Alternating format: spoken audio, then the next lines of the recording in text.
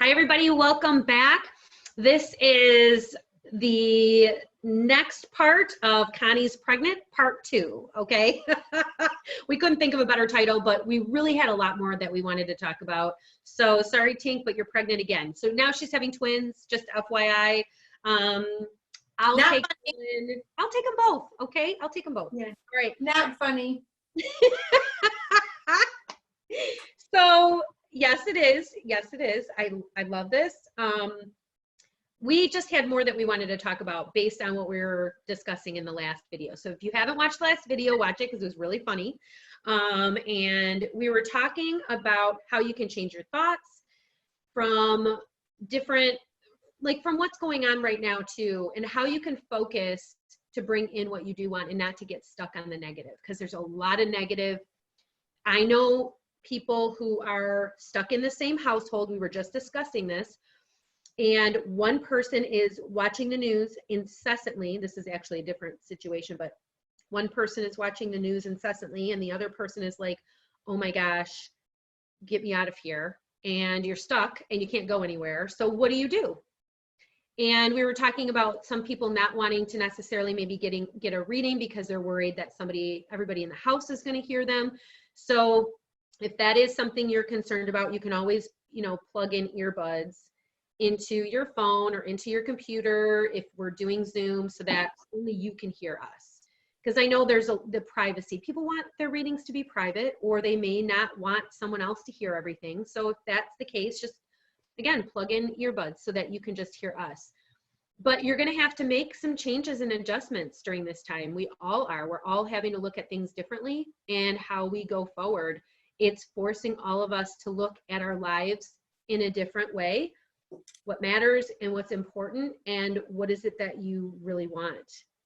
And I know for me, I woke up in the middle of the night the other night and I was just worried. And I was like, okay, I need to calm myself down. What is this all about? What am I so worried about? I got up, I started walking through the house, and I actually started doing tapping, which I know we've talked about that before with the tapping solution. It's a free app that you can download on your phone. One of the videos, I do want to do a tapping session, but I'm just making that mention because no matter where you're at, don't be judging yourself about how you're feeling. I just acknowledge and honor how you're feeling. It's okay for you to feel stressed out. It's okay for you to be afraid.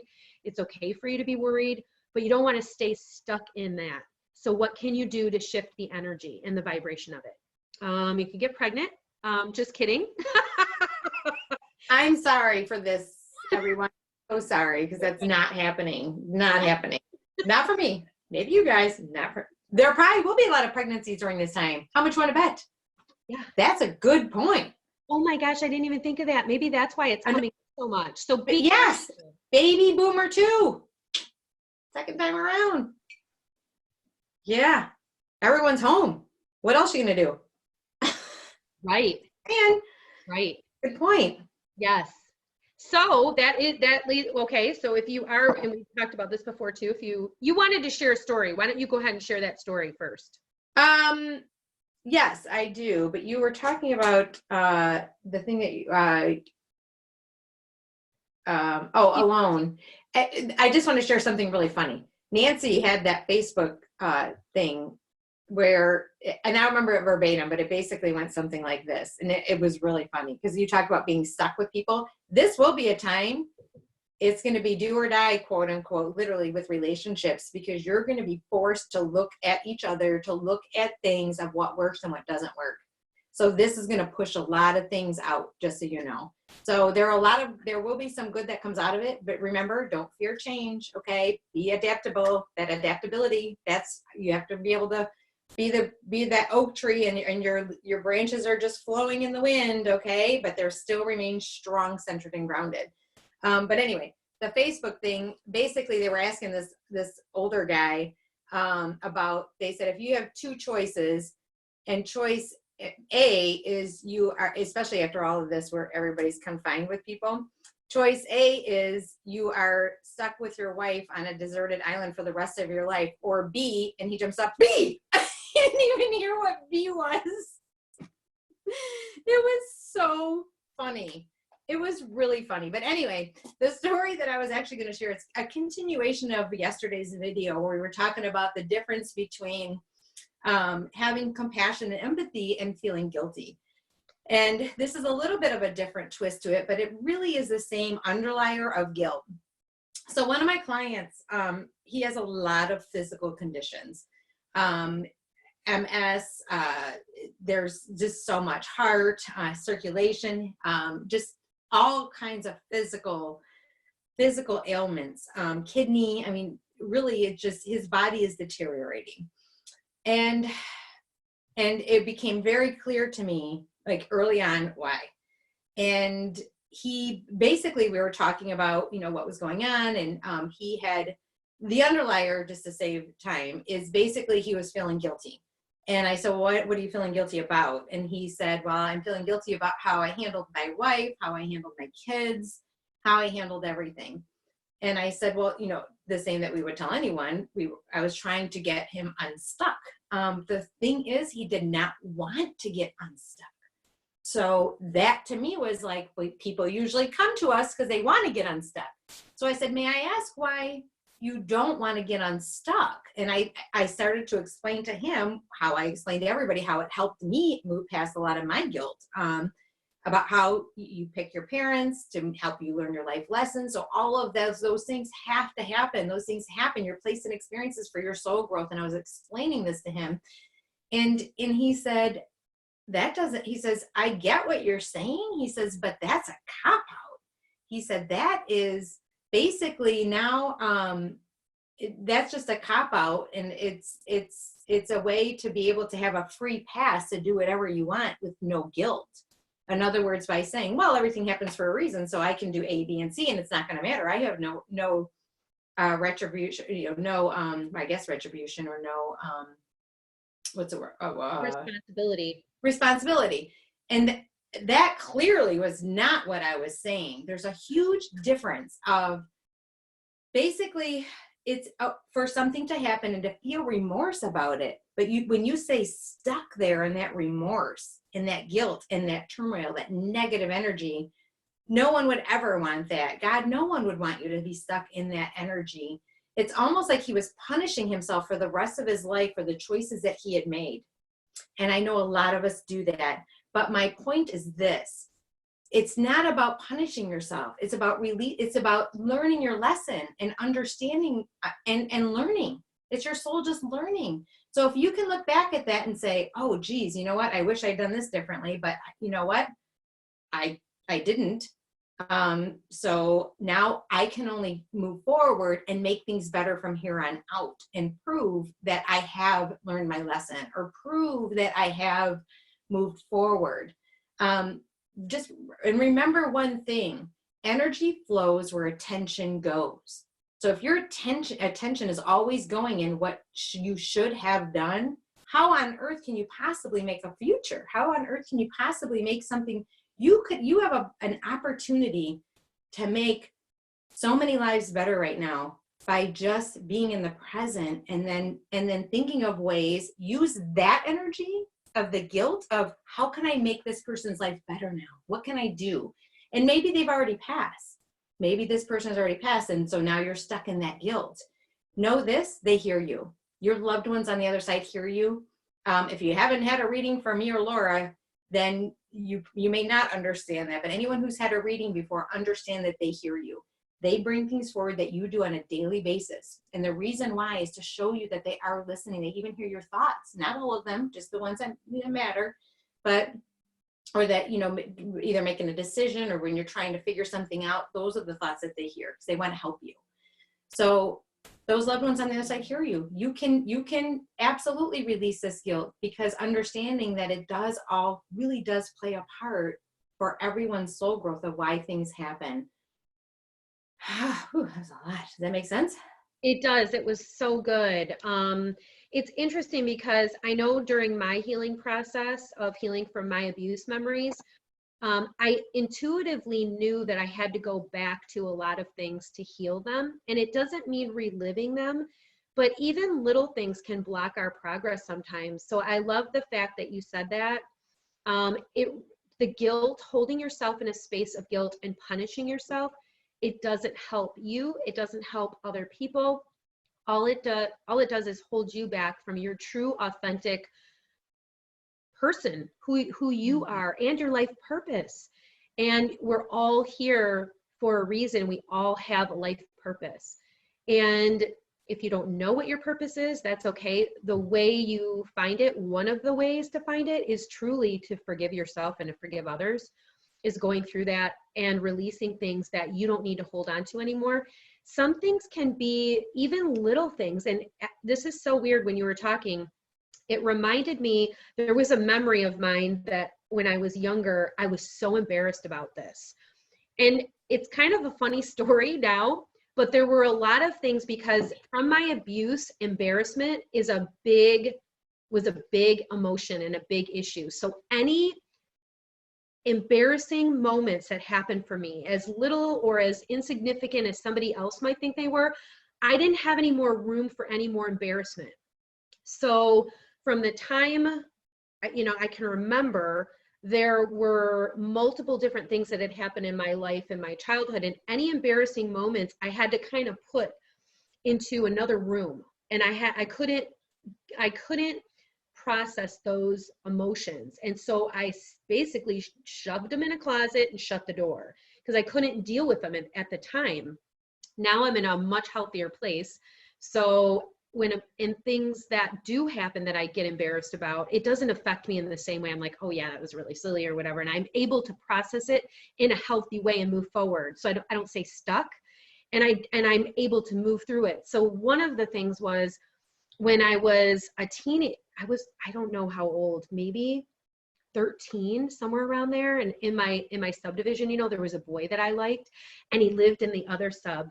So I had to bike through the sub. It was probably like 15-minute, bike ride, and maybe like 10 minutes or something. Well, he had been coming kind of back and forth to my house when my mom wasn't home.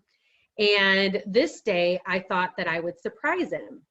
So he didn't know that I was coming over, obviously, because we didn't have cell phones back then. So I thought, well, I'll just go here and I'll just surprise him.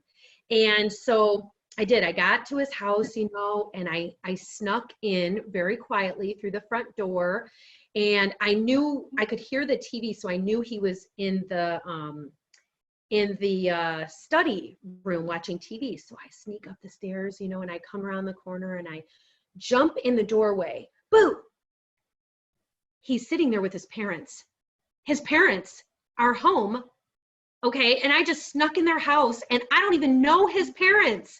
Swear, I freaked. I ran so fast out the door and to my bike, and I pedaled as fast as I could back home. And I don't think that I ever talked to him again after that. I was so embarrassed. So I was like, isn't that this? It's such a silly story. But I was so embarrassed because, well, I don't really know why. Just because. Yeah, anyone would be embarrassed about that. You were so healthy. Oh my gosh. Oh yes. my goodness. Well, I snuck into his house, and yeah, I know. Yeah, exactly. And he's probably thinking, the parents are probably like, why is this strange girl in your bedroom and in our house? That's exactly what they were thinking. Yes. And I know he got in trouble for it, because he couldn't say, I don't know who that is. Some random girl just, and I forget what his name was. So I must have said his name or something. But anyways, so yes. That's a good story. Thank you. But that was seriously something that really bothered me. And for a long time, I was so embarrassed when I would think about it. And I would be like, oh my gosh, I can't believe I did that. Oh my gosh, that was like the stupidest thing I ever did. Well, it was a kid thing. How many kids, we all do stupid things. It was. Yeah, no. I don't know any kid that does that. But anyway, go. No, actually, I mean, if it makes you feel any better. Yeah, I've done that before. Yeah. Oh, you know what? My kids did that too. I think, come to think of it, I think I've heard other people do that too. No, just me. No, never. No, I don't know. I don't know. Oh my God, that is so funny. So, okay. So we'll talk about Connie's embarrassing moments. Another, because I know I have a really good one. That's was mortifying, but yes, I do. Well, next time I'll share that. Ooh, next time. All right. So Yeah. tune in for that one. Yeah. But going back to that and how you can heal that too, or whatever that stuck emotion is, because somebody else might not think it's that big of a deal, that as big of a deal as it feels to you. And that was something that I realized with some of those memories that I was holding on to. Like, you know, one time I fell down the stairs at school and I was like, I was mortified. You know, nobody even saw me, but it still really bothered me. So anyways, going back in my memory to that time and talking to that part of myself and being able to look at, okay, you were a kid, regardless of what Connie says, you were a kid and we all do silly things or things that may seem whatever, that caused us to be embarrassed or caused us to feel an emotion that's a difficult emotion. And I was able to just go back and say, okay, it's okay for you to let it go. You don't have to hold on to that anymore. And so now when I talk about it, now when I think about it, it doesn't have the same emotional, what would be the word? It doesn't have the same emotional trigger. And it's a funny story. I can talk about it where I'm not feeling embarrassed about it. It's silly. So at that, if you do have that emotion, if you do have where you don't want to talk about it or you want to think about it, and that emotion is causing you stress right now, like Connie was talking about with that client of hers holding on to that guilt, what can you do to release it? And giving yourself that gift of being able to release the guilt. If you can't talk to the person because for whatever reason, you can write down a letter. And yeah, go ahead. Oh no, we can't hear you. Sorry, Tink. Is the video must be messing up or something. There it goes. Yeah, it did before. I could still hear you though, so I didn't say anything. This time everything cut out. So about releasing the guilt is what the last thing. What can you do to Yes. So can you hear me? Just let me know if you can't hear me. I know we have, I think Spirit's messing with our screen here. So Spirit, move out of the way. Going back to that memory and thinking about it and resolving it in a positive way of forgiving yourself, forgiving the person, writing a letter to the person. What would you say? You know, for instance, with me, with that boy, I had to go back in my memory and I had to say, okay, that was Laura, it's okay. You don't have to feel embarrassed about it. You made a decision that was funny at the time, that you thought was going to be really funny. And it didn't turn out that way. You didn't know his parents were going to be home. So it's a kid thing. Kids do silly things. So it's okay for you not to hold on to that and to let it go. So I had to talk to that part of myself, or that inner child, and really work through being able to heal it, so that when I do think about it, I don't have that negative emotional response. Or when I think about it and I talk about it, I'm not feeling embarrassed when I'm talking about it. That's how you know you've healed it. If you talk about a situation or you think about a situation and you feel a twinge, or you feel, whatever, an uncomfortable emotion, that is how you know it is not fully healed. And there is work that needs to be done with that. So that client of yours that was holding on to that guilt, if he doesn't work through the guilt, he's self-sabotaging himself, and it's self-punishment. So where else has he been self-punishing himself? He has to be able to get to a place where he sees that's holding him back from his true potential. And like you said, God doesn't want us to punish ourselves. It's okay to be self-reflective, and it's okay to learn from those experiences and to say, okay, if I could do things differently, I would do things differently now, but I did what I thought at the time was the right thing to do. So even if we've hurt somebody, you can always make it better in the present. You can always shift that vibration and change it. You don't have to hold yourself stuck in that emotion of that space and time, because you did that for many, many different reasons. Whatever those reasons are, it doesn't mean you have to stay stuck in that energy. You can shift that into now and say, okay, I did that then. I learned X, Y, and Z. You know, I forgive that person, or I'm going to work through forgiving myself for that situation. And how can I make it better now going forward? Write a letter, talk to them about it if you feel that you can. If you can't talk to them, don't talk to them. I couldn't talk to that. I don't even remember that guy's name, that kid's name. I don't even know who he is. So, but writing a letter or just thinking in my mind, okay, that was again a childish thing. It was a kid thing, and I'm releasing myself of holding on to the embarrassment from that moment. Now I can move forward and fill that space with fun, with a different vibration, with laughter, because that was a funny thing, right? That was funny.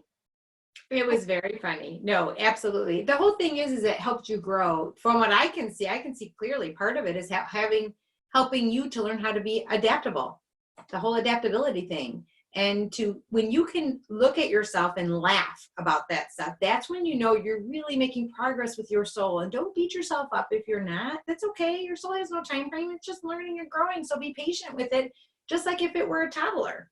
Toddler's going to learn and grow and make mistakes. So are we. We're going to always continue to quote unquote what we say mistakes, but they're not really mistakes. Right. There's no good or bad. There's no mistakes. They're all experiences. So you were placed in an experience. You could have chosen one or two things. You could have chosen to feel guilty, to have fear, to let other people influence how you felt, or you could have chosen to laugh at yourself and be like, oh my gosh, it was the stupidest thing I could have ever done. I can't believe I did that, and laugh hysterically about it. You can now because you move past it. That's how you know your soul has evolved and how it's grown. But yes, what happened with my client is his body was eating itself because of all the negativity in his body and the self-punishment and the anguish and the fear and the remorse and the guilt. And the whole thing about it that really, I'm not going to say troubles, because he's going through this for his own soul purpose too. So it's not for me to judge it. It's just for me to be an observer, to offer some guidance, but it's up to him whether he chooses to take it or not. And he chose not to take it. He wanted to stay suffering. So we can't help anyone like that. We can't. The choice is yours. It's not up to us. You and I can't make someone feel any certain way. We can help them. We can help to set a space for them, to help them heal or guide them to the place where they can make their own choices then to be able to better themselves. But that is exactly what happened. And it just, his body was deteriorating as a result. So it's hard to see because we could, it's okay. You just change your energy, you shift it. And there's things as a parent, I'm like, I can't believe I did that as a parent. That was not good parenting at all. Like that was horrible. Or I can't believe I screamed at my kid or whatever, or I can't believe I used a spanker or whatever it is, it's okay. But now how can I make the relationship better? What can I do going forward to help the relationship? And I have a huge opportunity now. And maybe if that person isn't here, you have another opportunity with someone else to make their life better, or multiple people. Again, I'm going to leave with this thought. It's not what you did yesterday. It's not what you did 10 years ago. It's not what you did 30 years ago. It's what you do today going forward that makes a difference in your life, in your energy, and in everyone around you. Okay. Wow. That was profound. I mean, really good, Tink. Thank you. Yeah, I think that was a good way to sum that up. It was. And we're going to be looking forward to, I know we have to wrap up, but we're going to be looking forward to your embarrassing moment next video. Said it. It's a treat. You guys are going to really get a kick out of this one. I promise you. It's something that probably most people have not experienced. So I know. And we're going to be hosting Spiritual Growth. Yes. Coming up. So we'll just look for the information coming through email, and it'll be on our Facebook page at the Soul Healing Center 444. We are going to be doing spiritual growth classes, so everybody can join. Oh my gosh, it's so much fun. Everyone around the world can join us, and we're going to be working on intuition. You guys are going to be giving readings. Each person in every session is going to get a reading. We're going to be talking about ascended masters, angels, everything for your spiritual growth. And I know we have to wrap up, so have a magical day and night filled with peace, love, and light.